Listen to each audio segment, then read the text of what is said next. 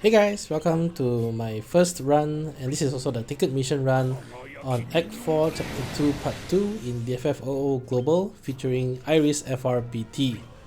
This run is also sort of like preparing a very technical dish when you're cooking, where you kind of spend a long time in preparing the ingredients, and the actual cooking time takes only a couple of minutes. Because in this run, virtually 80% of the fight is just setting up. And what happens is I'll pop Bahamut Summon and bring the bosses from 98% to 0 in one summon mode. So if you want to just skip all the setup, and I don't blame you if you want it, because as you can see, I'm just spamming Iris's S1 and I have to use all 10 of her S1 skill uses at the start, so starting is kind of slow. But if you want, you can use a timestamp to jump ahead to the summon mode. I'll include it in the video description, where you'll see this team absolutely melt the bosses. You may also notice Cid Highwind chilling out there in the middle. Cid Highwind is actually going to be the main damage dealer.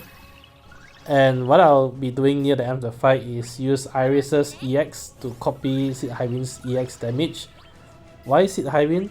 Well, technically you may be able to do this with other strong damage dealers as well. You don't have to use Cid Highwind, but I haven't used him for a long time, and his EX actually does an insane amount of damage if you set up properly, because it is 13 HP dumps AoE in total.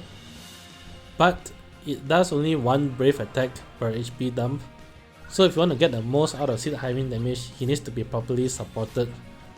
First of all, this is where the FuSoYa call comes in. You need a call ability that lasts for 3 turns at least, and FuSoYa call fits the bill. If you don't have FuSoYa, I guess just use a HP damage up debuffing call like Kurasame. Also right here, you'll notice that the bosses have entered into the force time.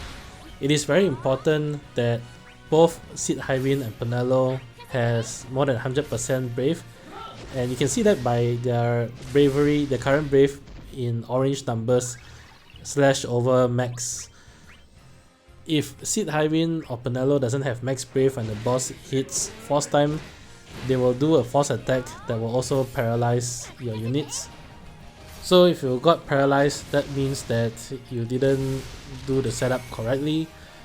The 10 potion passes that I do at the start is meant to actually stall for time while the bosses fill their force gauge, and then Cid Highwind's AA use will trigger their force time attack. If you follow the actions exactly, it is very consistent. I've done this run many times and it always happens the same way. Anyway, once bosses are in force time, just use both the Cid Highwind calls to get the Cid Highwind aura up, as well as to fully charge the Bahamut summon meter, and then you can end Cid Highwind's turn using LD. Now that setup is complete, first of all on Penelo's turn, importantly you want to use her AA. Her additional ability boosts brave gains, which is very helpful for Cid Highwind's EX damage. Then after that you can go into Lunafreya LD call, and then go into PT plus and force time. Importantly, because Penelo is holding Lunafreya, she must be on the left, which is party slot number 3. At this point also, you might notice that I'm barely scratching the bosses, because in the bosses force time, they will automatically heal 80% of the damage that they take. So even though I'm sort of doing some damage here and there, it's barely nothing at this point. But like I said at the start of the video, once I pop summon, the bosses will really absolutely melt away. Immediately after BT plus, you want to go into Penelo's force time. And before I forget about Penelo, I did remove 2 passives on her, which is Regen Waltz Lite and her 35 CP weapon passive.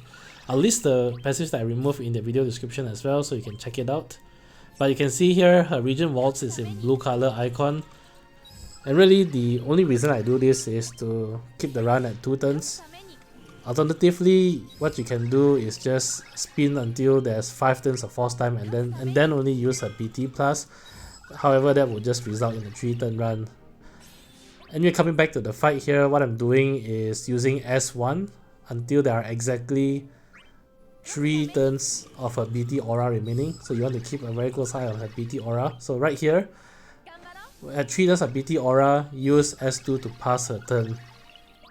So at this point the bosses are still at virtually full health. This is where the carnage begins. So first of all, use Iris's Echoes, which will hit Force Weakness and cancel the boss's Force time. Now that we are at the 5-minute mark of the fight, and the whole run is only 7 minutes, the setup is finally complete and I can pop summon to start the carnage.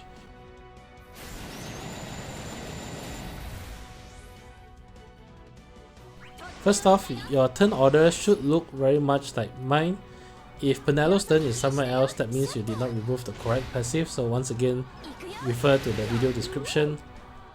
First off, use Iris's second Echoes, which will bring you close to max Force Gauge bonus. On Penelo's turn, you can pass the turn again using Fatal Dance, and this will let Cid Highwind start his turn with 999% Force Gauge bonus.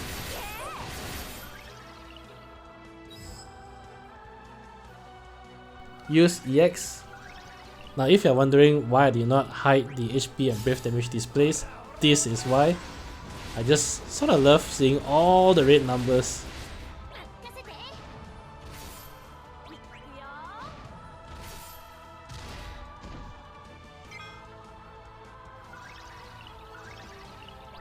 Once more, just look at the red numbers.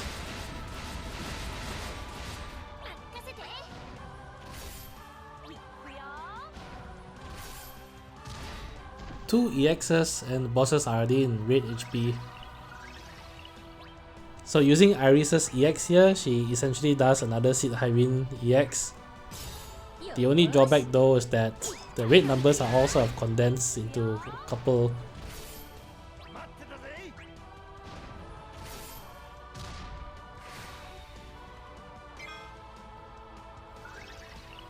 One boss remains, just use Fatal Dance or anything really to finish it off. That's it for this fight. As always, I hope the video has been helpful, and if you enjoyed the content, do leave a like, comment and subscribe. Really helps a lot. Till then, I'll see you guys in the next Shinryu fight. Bye!